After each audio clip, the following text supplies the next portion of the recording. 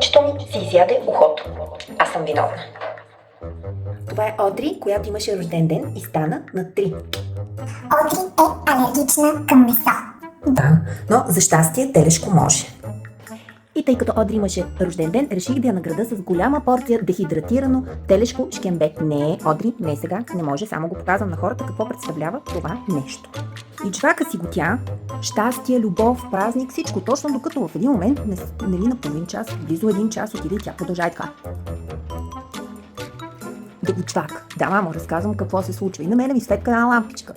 И мъжа ми вика, Косе, това куче си яде ухото.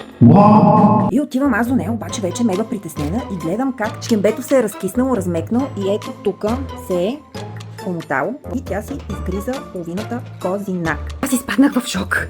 И понеже някой ще каже, че нещо си измислям, не, ето, това е малка част от нейното ухо, която свалих и запазих, за да ви покажа. Одри, стой, мамо, стой, не.